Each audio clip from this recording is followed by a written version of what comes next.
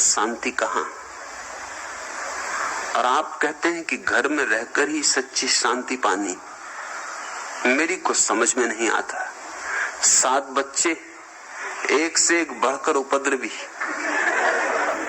कर्कशा पत्नी, सास भी अक्सर सिर पर सवार रहती। क्या ऐसे में शांत होना संभव है?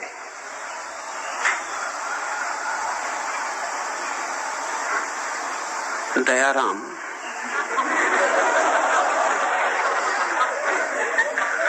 सच तुम पर दया आती, रोना आता। दया योगी हो।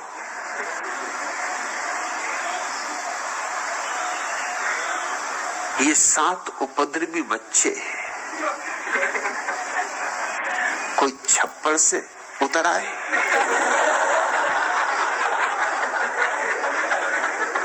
तुम्हारी ही कृपा है।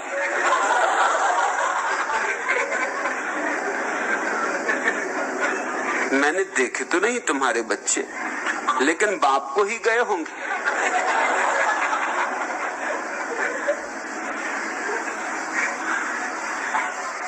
लोग जिंदगी को ऐसा उलझाए चले जाते, अपने हाथ से उलझाए चले जाते,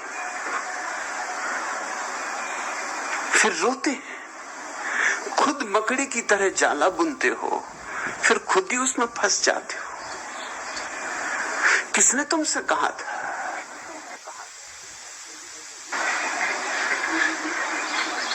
दीवाल दीवाल जगह जगह लिखा है 2 या 3 बस।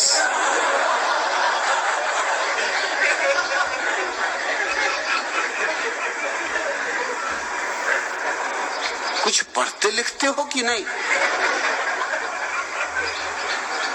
दीवालों पे जो लिखा है उस पर कुछ अध्ययन मनन करो।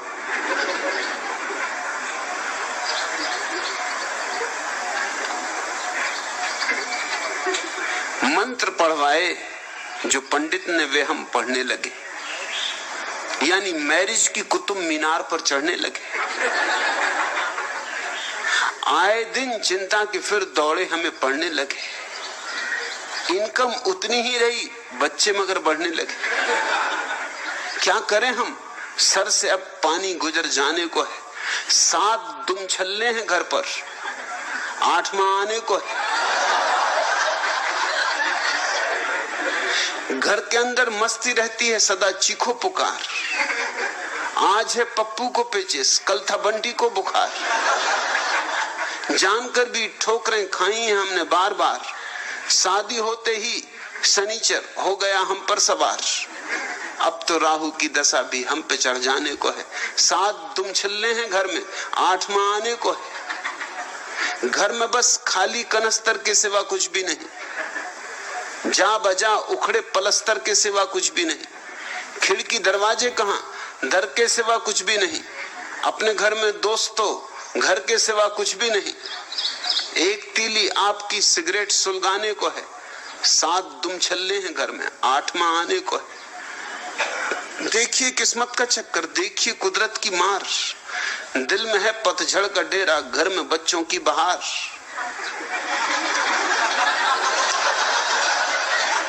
मुंह को तकिए में छुपाकर क्यों न रोएं जार जार। रोटियों के वास्ते क्यों चाय की खातिर कतार। अपना नंबर और भी पीछे खिसक जाने को है।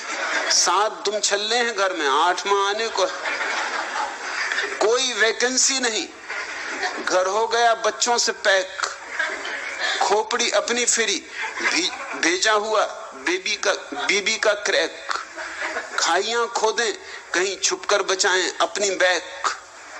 होने ही वाला है हम पर 8वां एयर अटैक। घर में फिर खतरे का भोंपू भैरवी गाने को है। 7 दुम छल्ले हैं घर में, 8वां आने को है।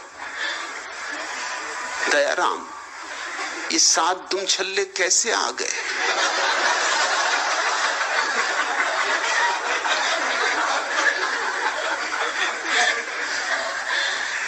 शायद सोचते होगे क्या करें, भगवान की कृपा है।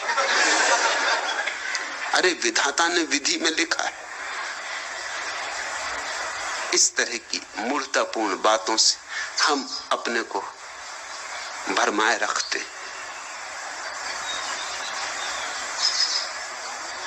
और फिर उलझन खड़ी होगी। मगर हम इस तरह चलते हैं, इस तरह जीते हैं, इतनी बेहोशी में कि बिना सोचे समझे कुछ भी किए चले जाते हैं।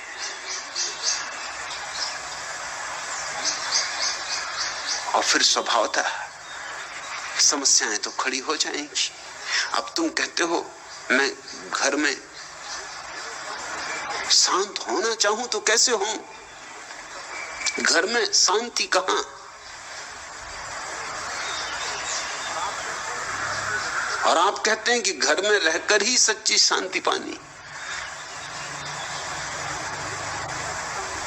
निश्चित ही मैं कहता हूं घर में रहकर ही सच्ची शांति पानी, क्योंकि तुम कहीं और जाओगे तो कुछ और उपद्रव करोगे। आखिर तुम ही रहोगे ना। यहां तो कम से कम इतना उपद्रव हो गया है कि थोड़ा होश रखना पड़ेगा कि अब और ना हो जाए। कहीं इक्के दुक्के पहुंच गए एकांत में तो कुछ और उपद्रव करोगे, और फिर तुम्हारी उपद्रवों की आदत भी पड़ गई होगी। बिना शोरगुल के तुम्हें चैन भी ना पड़ेगा। हर चीज की आदत पड़ जाती। मेरे एक मित्र रेलवे में नौकरी करते, वो रिटायर हुए तो बहुत दिन से कहते थे कि बस रिटायर हो रहा हूं। 6 महीने में 4 महीने बचे, 2 महीने बचे, बड़े खुश हो रहे थे कि रिटायर एक दफा हो गया। कहां की नौकरी ले ली, जिंदगी गंवा दी। बस दिन रात शोरगुल शोरगुल, स्टेशन पर जिंदगी बीती। जब रिटायर हुए तो मुझसे आके बोले कि बड़ी मुश्किल हो गई, घर में नींद ही नहीं आती, स्टेशन पर ही सोने की आदत हो गई। सो रिटायर हो गए मगर सोने स्टेशन जाते, क्योंकि घर में नींद नहीं आती। जब तक खटर पटर ना हो, रेलगाड़ियां ना चले, संटिंग ना हो, मालगाड़ी इधर से उधर ना जाए, तब तक उनको नींद नहीं आती। ये साथ संगीत चाहिए ही। घर में एकदम सन्नाटा।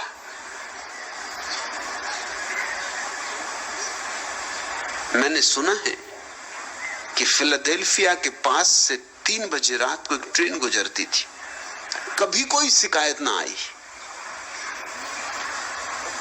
बीच बस्ती से गुजरती, शोरगुल मचाती हुई, मगर कोई शिकायत ना आई।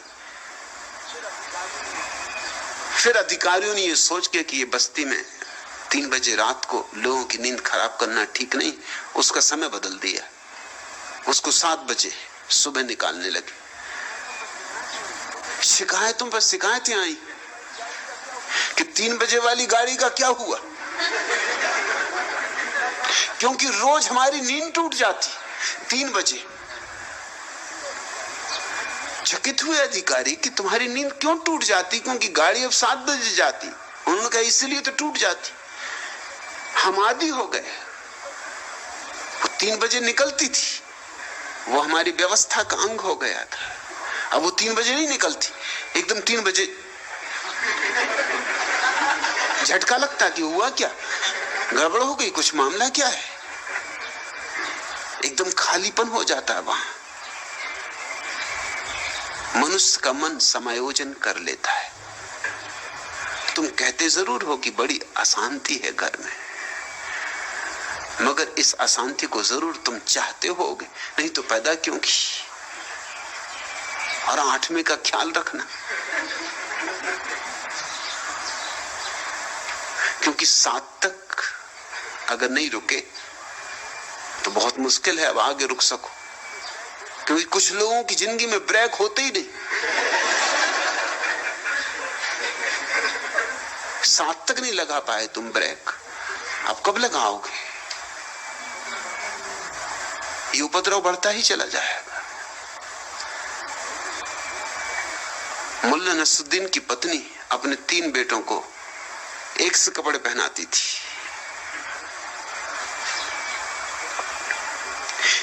फिर 3 की जगह धीरे धीरे होते होते 13 हो गए। फिर भी सबको एक से कपड़े पहनाती। उसके पड़ोसन ने पूछा कि मेरी कुछ समझ में नहीं आता, जब तुम्हारे 3 थे तो तुम उनको एक से कपड़े पहनाती थी, और मैंने तुमसे पूछा था तो तुमने कहा इसलिए एक से कपड़े पहनाती हूं कि कोई कहीं खो न जाए। अब तो 13 हो गए, अब क्यों पहनाती हो? तो उसकी पत्नी ने कहा मुल्ला की कि अब इसलिए पहनाती हूं कि कोई दूसरा इनमें ना मिल जाए। अब किस किस को याद रखो।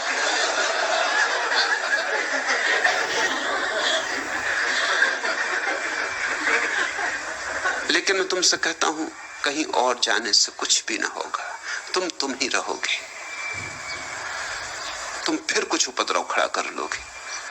एक तरह का उपद्रव नहीं होगा तो दूसरी तरह का कोई उपद्रव होगा, मगर तुम बिना उपद्रव के रह ना सकोगे। अब यहां उपद्रव हो ही चुका है। मैंने सुना एक मुनीम चोरी करता रहा, अपने मालिक की करता रहा। उसने महल भी खड़ा कर लिया, बड़े बगीचे लगा लिए, पहाड़ पे भी मकान बना लिया, समुद्र के तट पे भी मकान बना लिया। करीब करीब जो भी जरूरी था सब उसने उपलब्ध कर लिया। तब पकड़ा गया। सेठ ने उससे कहा कि ये बात ठीक नहीं, तुम इसी वक्त अलग हो जाओ। हालांकि तुमने मेरी इतनी सेवा की, इसलिए मैं तुम्हें कोई और दंड नहीं दूंगा, लेकिन नौकरी पे अब नहीं रख सकता। उस मुनीम ने कहा कि सुनो, आपने सदा मेरी सुनी, एक विनती मेरी और सुनो।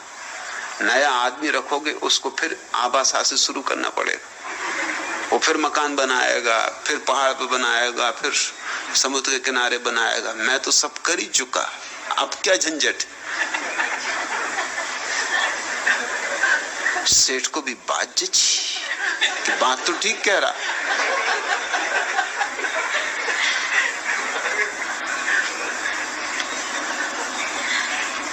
नहीं हटाया नौकरी से, कहा कि तेरी बात ठीक, अब तू तो जो कर चुका सो कर चुका।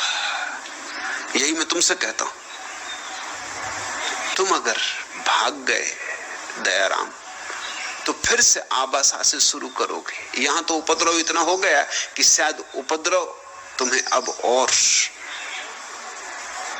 करना मुश्किल हो जाए। उपद्रव ही तुम्हें रोके कि बहुत हो चुका, ऐसे ही बहुत हो चुका। फिर पहाड़ पर एक तरह की शांति जरूर मिलती, मगर वो पहाड़ की होती, तुम्हारी नहीं। पहाड़ पे धोखा आ जाता कई लोगों को। एकांत गुफाओं में बैठे हुए योगियों को अक्सर धोखा हो जाता कि वो शांत हो गए, मौन हो गए, सब ठीक हो गया। उनको जरा ले आओ बाजार में वापस और तुम पाओगे सब मौन और सब शांति वहीं पहाड़ पे छूट गई। बाजार में आते ही उपद्रव शुरू हो जाते। तुम्हें कोई गाली ना दे तो क्रोध ना आएगा, ठीक है। इसका यह अर्थ नहीं कि क्रोध मिट गया, इसका इतना ही अर्थ है कि गाली देने वाला नहीं मिल रहा है कोई। गुफा में बैठे हो, कोई गाली नहीं देता, क्रोध भी क्या करोगे, किस कारण करोगे, किस पे करोगे। लेकिन आओ वापस दुनिया में, यहां गाली देने वाले तैयार बैठे, अपनी अपनी गाली पर धार रख के बैठे। कोई न कोई मिल जाएगा और एक क्षण में तुम्हारी सारी शांति, तुम्हारा सारा मौन, तुम्हारी सारी साधना छितर बितर हो जाएगी। एकांत में बैठ जाओगे जाके, कोई स्त्री नहीं दिखाई पड़ती, तो धीरे धीरे शायद सोचने लगोगे कि ब्रह्मचर्य को उपलब्ध हो गए।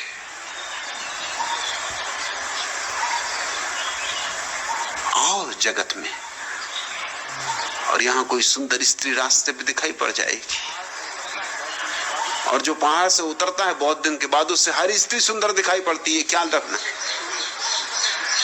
उसको बस शकल से बस शकल स्त्री भी सुंदर दिखाई पड़ती, और बस मुश्किल खड़ी हो जाएगी। जहां तक मुझे पता है उर्वशी और मेनका इतनी सुंदर नहीं जितना शास्त्रों में लिखा है। ये ऋषि मुनियों की भ्रांति।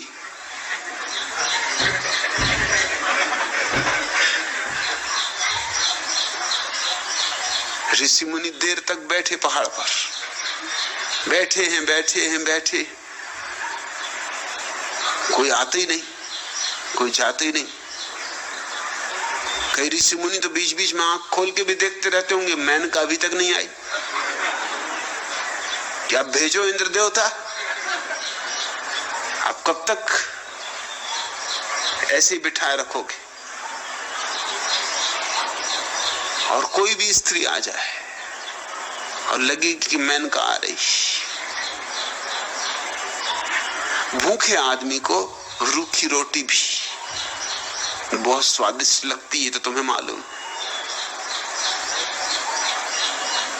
वैसा ही भूखा आदमी हो जाता है जंगल में बैठा हुआ, सब तरह की सुविधाएं छिन गई उससे, भीतर ही भीतर कुड़ता रहता है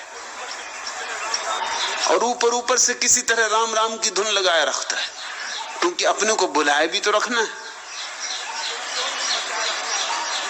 शोरगुल मचाए रखता है राम राम का, ताकि पता ना चले भीतर क्या चल रहा है। मगर इसको तुम शांति कहते हो। ये खो जाती जरा में, देर नहीं लगती, इसका कोई मूल्य नहीं। बाजार के घनेपन में अगर तुम शांत हुए तो तुम्हारी शांति को कोई भी ना छीन सकेगा। इंद्र देवता भेजे मेनका, तुम कहोगे कि भाई आगे, घर की बाई ही काफी, कहीं और जाओ, किसी ऋषि मुनि को तलाशो। इसलिए तो ग्रस्तों के पास कभी मेनका और उर्वशी आती नहीं, आगे करेंगी भी क्या, ऋषि मुनियों के पास आती।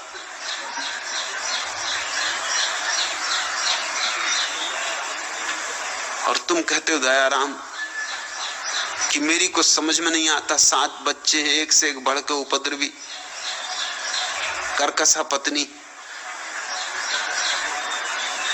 पत्नी कर्कशा हो ये जरूरी नहीं, मगर सभी पतियों को पत्नी कर्कशा मालूम होती, और सभी पत्नियों को पति दुष्ट मालूम होता है,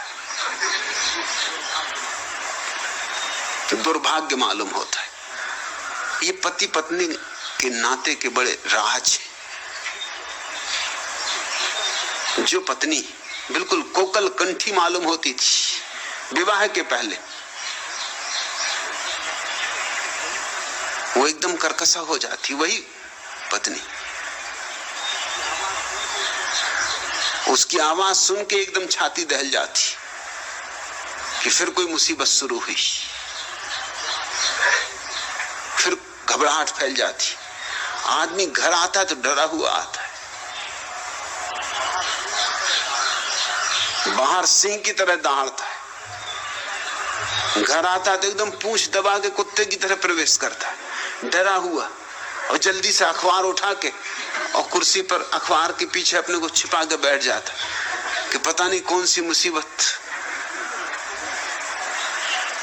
और ऐसा नहीं है कि पत्नी कर्कशा है, लेकिन ये जो मोह और आसक्ति के नाते रिश्ते हैं क्षणभंगुर है। ये जो मिठास है ऊपर ऊपर है, पीछे सब कड़वा हो जाता है।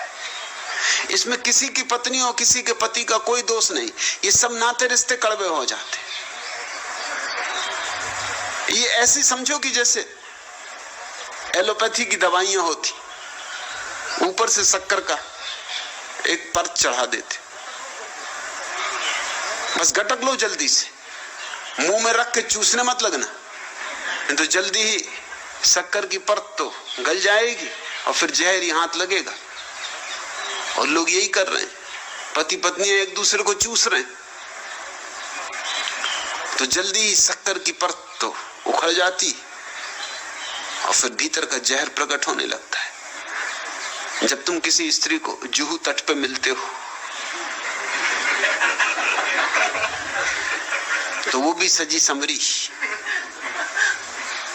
वो भी रंग रोगन किए, वो भी इत्र फुलेल लगाए, तुम भी सजे समरे, तुम भी इत्र फुलेल लगाए, तुम भी कोट में जगह जगह रुई इत्यादि भरवाए हुए, छाती भी दिखे कि दारा सिंह की, मगर ये रुई कब तक धोखा देगी? घर में कभी तो कोट उतारोगे।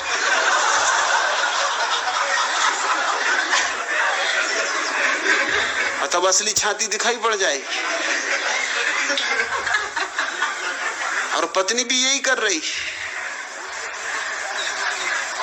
तो वो भी अपने को सजाए संवारे, शरीर को बांधे तरह तरह से। स्त्रियां कैसी सर्कस में पड़ी हैं, कहना मुश्किल।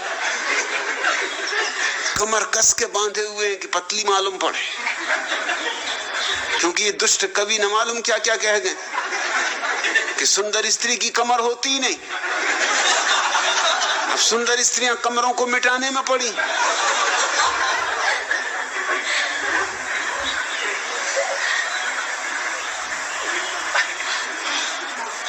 मुल्ला नसरुद्दीन एक दिन घर आया,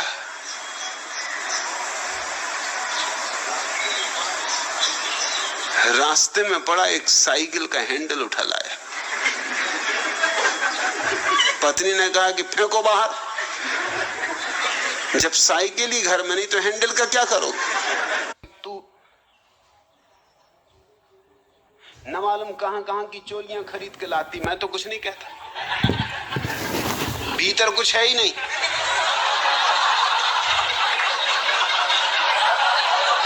तुम में एक साइकिल के हैंडल ले आया, बिना साइकिल के तो क्या बिगड़ रहा है?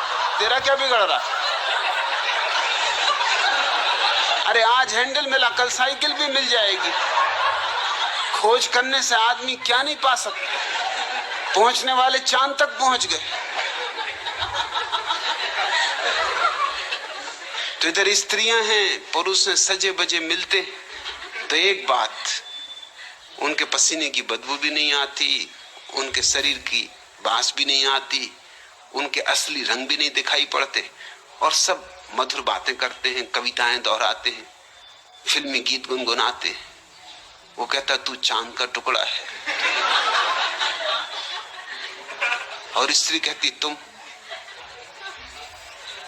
जैसा सुंदर कभी कोई कृष्ण कन्हैया हुआ ही नहीं, तुम कृष्ण कन्हैया के अवतार। मगर ये ज्यादा देर नहीं चल सकता। ये विवाह के पहले ये सब ठीक, विवाह के बाद सब बात बिगड़ने ही वाली है, असलियत उघड़ने ही वाली, और तब पत्नी कर्कशा मालूम होती।